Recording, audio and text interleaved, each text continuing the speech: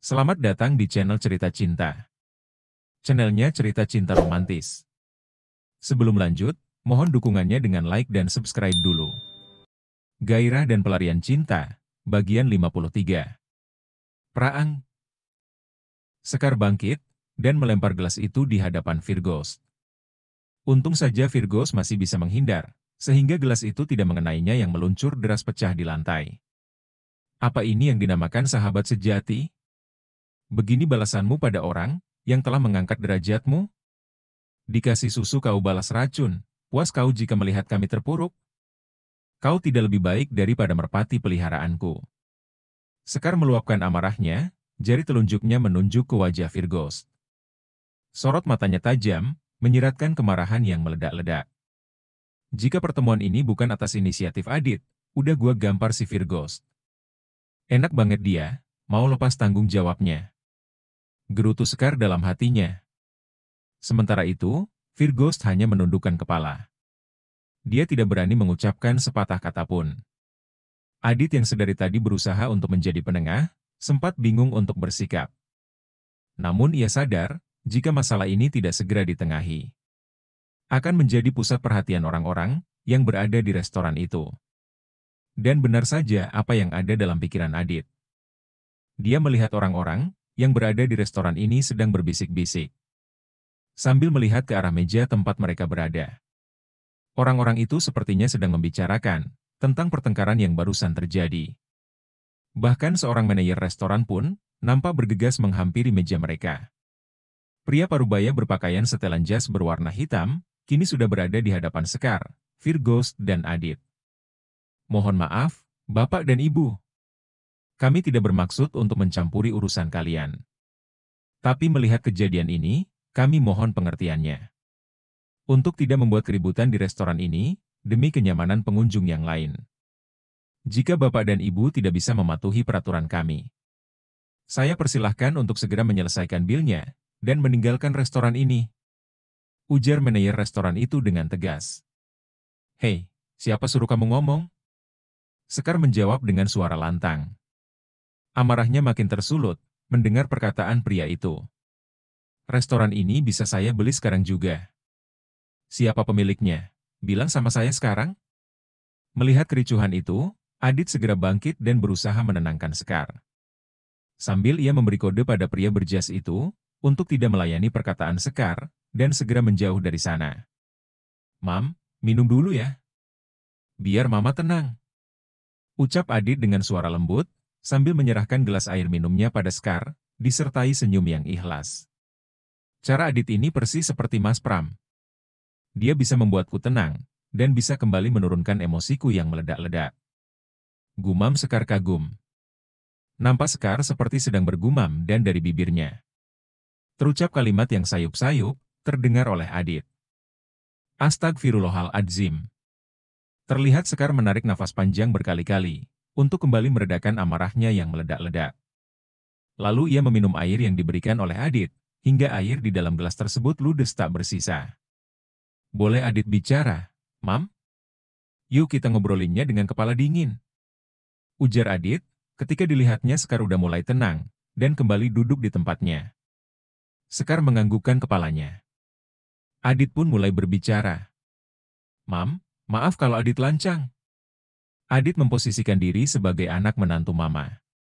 Adit tahu, Mama tidak terima dengan penjelasan dari Om Virgos.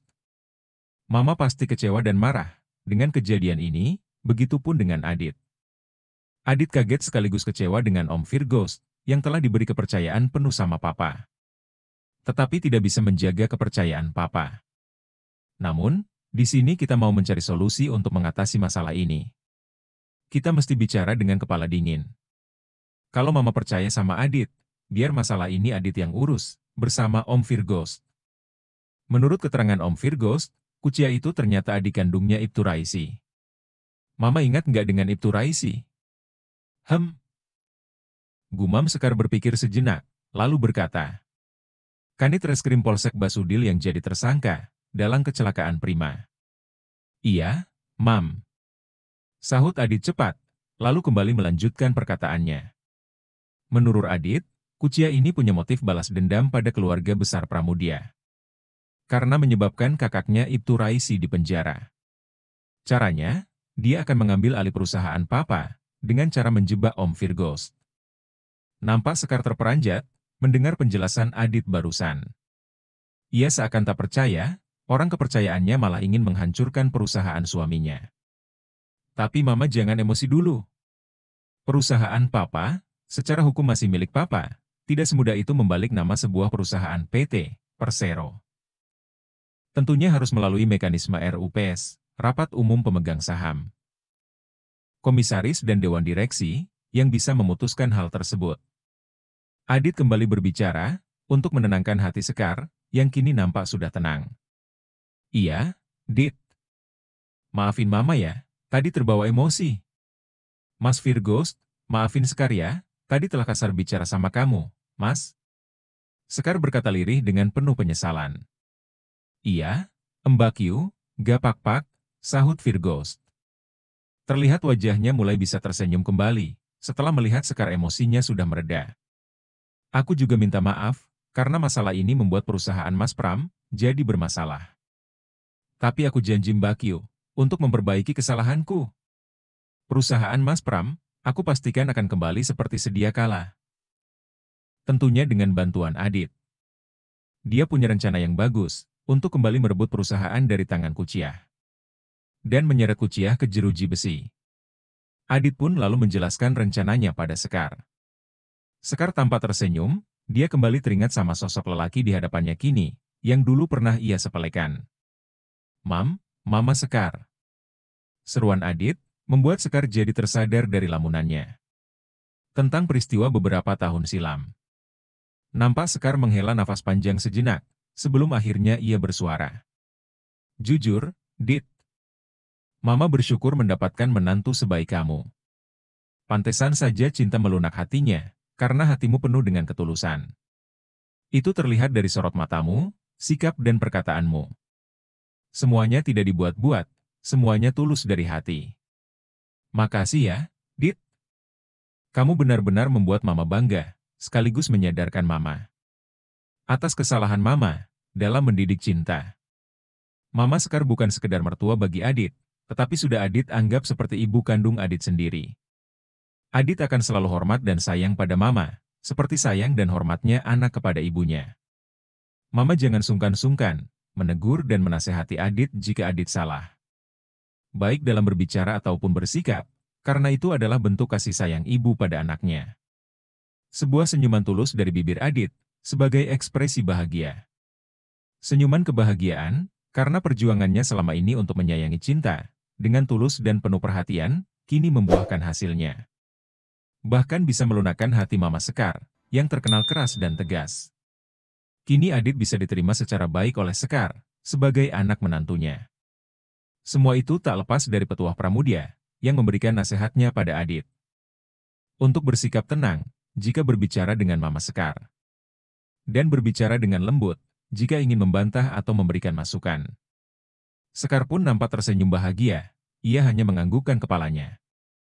Oh iya, Om Virgos. Adit harap, Om mau melakukan semua rencana, yang telah kita bicarakan tadi. Untuk sementara waktu, Om bekerja seperti biasanya. Jangan sampai, Kuciah curiga pada Om Virgos. Om Virgos seolah-olah menuruti, apa saja kemauan Kuciah. Masalah keuangan perusahaan, Adit akan minta bantuan pihak bank, untuk sementara waktu memblokir rekening-rekening perusahaan Papa. Supaya uang perusahaan, tidak bisa diambil alih oleh Kuciah. Adit rasa, itu dulu yang bisa kita lakukan sekarang, nanti kita atur lagi apa rencana selanjutnya, Om? Iya, Dit. Om setuju, dan akan mengikuti semua rencana kamu. Sahut Virgos. Sekar juga ikut berbicara pada Adit dan Virgos, sebelum mereka mengakhiri pembicaraan itu. Sekar pun mempercayakan sepenuhnya, masalah perusahaan Pramudia, kepada Adit dan Virgos. Sekar hanya berpesan, supaya Adit berhati-hati terhadap Kuciah. Karena Kuciah bukan orang sembarangan. Kuciah terkenal lihai, licik dan nekat. Jangan sampai dia curiga dan menyerang balik.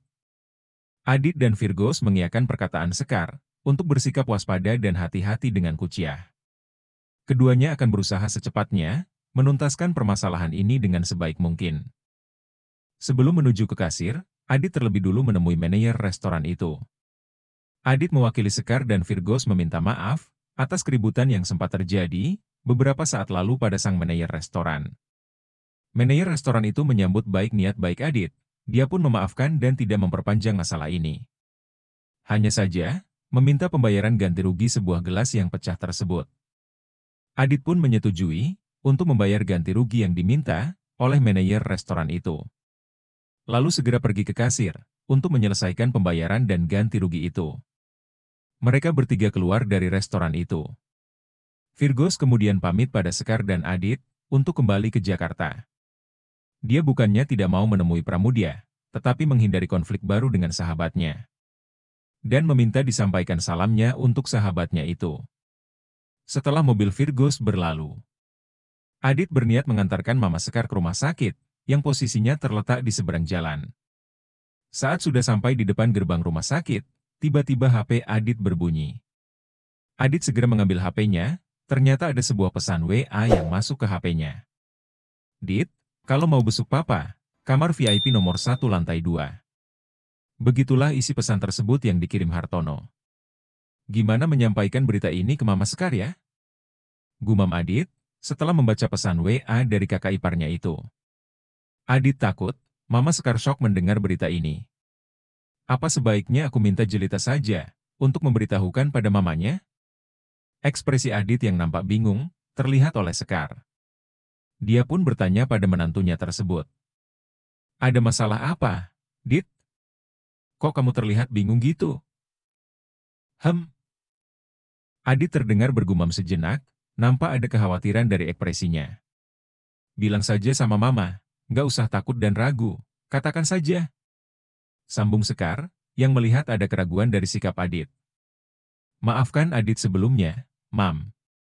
Bukan Adit, Mas Hartono dan Jelita mau merahasiakan ini dari Mama. Tetapi Mas Hartono berpesan, jangan dulu menyampaikan berita ini, karena khawatir nanti Mama panik dan shock. Papa, tadi sempat jatuh pingsan beberapa jam lalu. Namun, kondisi Papa sudah membaik dan sudah sadar dari pingsannya. Saat ini, Papa dirawat di kamar VIP nomor 1 lantai 2, Mam." Sekilas ada ekspresi kaget dari Sekar saat mengetahui suaminya sempat pingsan. Namun, setelah mendengar penjelasan Adit, bahwa suaminya sudah sadar, Sekar pun bisa bernafas lega. "Dasar kalian. Kok, masalah gini sampai sembunyi dari Mama? Tapi Mama tahu, kalian niatnya baik. Dan pastinya memikirkan kesehatan Mama. Ya udah, sekarang kamu temanin Mama jenguk Papa ya, Dit?" "Iya, Mam," jawab Adit cepat. Adit dan Sekar segera melangkah menuju tempat Pramudia dirawat. 15 menit kemudian, Sekar dan Adit telah sampai dan masuk ruangan tempat Pramudia dirawat. Begitu melihat kedatangan Sekar, Jelita segera menyambut dan memeluk mamanya, keduanya pun saling cipika-cipiki. Sedangkan Hartono menyambut kedatangan Adit. Keduanya berpelukan sejenak, mereka berempat terlihat kompak sebagai satu keluarga besar Pramudia. "Kalian berdua sudah makan?" Sekar bertanya pada Jelita dan suaminya. "Sudah, Mam," jawab Jelita mewakili. "Kami baru saja selesai makan." Sekar pun melangkah menuju ranjang ditemani Jelita, dan segera ia mengambil posisi duduk di samping kanan suaminya. Jelita ikut duduk mendampingi mamanya. Pramudia nampak masih tertidur pulas akibat obat yang diberikan oleh suster tadi. Melihat suaminya terbaring, membuat mata Sekar berkaca-kaca. Dia memegang tangan Pramudia, lalu menciumnya dengan penuh cinta. Jelita memeluk mamanya, supaya tenang dan tidak bersedih. Adit dan Hartono sempat meminta izin pada Sekar untuk keluar sebentar. Setelah mereka berada di luar ruangan, dan duduk di kursi panjang di koridor tersebut, Adit mulai menceritakan permasalahan yang menimpa mertua mereka, Pramudia, hingga membuatnya syok. Adit lalu melanjutkan dengan menjelaskan rencana-rencananya untuk mengembalikan perusahaan Pramudia. Tentunya dengan bantuan Om Virgos. Hartono mendengarkan sepenuhnya penjelasan Adit, dan ikut menyetujui semua rencana-rencananya itu. Setelah berbincang-bincang selama 30 menit, Adit dan Hartono kembali masuk ruangan Pramudia dirawat. Adit pun pamit kepada Sekar, Jelita dan Hartono. Dan sebelum pamit pulang, Adit sempat mencium tangan Pramudia sambil berkata, "Pak, Adit pulang dulu ya. Cepat sembuh, Pak." Cinta dan Valentina pasti kangen sama papa dan kakeknya. 2 jam kemudian, Pramudia terlihat mulai membuka matanya. Ia sudah bangun dari tidurnya. Sejenak, Pramudia memandang seantero ruangan itu. Begitu ia melihat ke samping kanan, nampak ia tersenyum bahagia. Melihat Sekar yang memandangnya penuh cinta. "Alhamdulillah, papa sudah bangun." Sekar langsung mencium pipi suaminya, dan juga mencium tangannya. "Maafin papa ya, Mam. Papa pasti bikin kamu khawatir." Terdengar Pramudia berbicara pelan pada Sekar. "Jangan menyalahkan diri papa." Sekar mencoba menenangkan suaminya. "Masalah perusahaan, Mas Virgos dan Adit sudah janji akan menyelesaikannya secepatnya. Papa jangan banyak pikiran ya." "Syukurlah kalau begitu, Mam." Pramudia nampak mulai tenang. "Papa percaya dan yakin, Adit bisa menyelesaikan masalah kita." "Oh iya, Mam. Gimana kabarnya Cinta dan Valentina? Papa kangen sama cucu baru kita." Bersambung.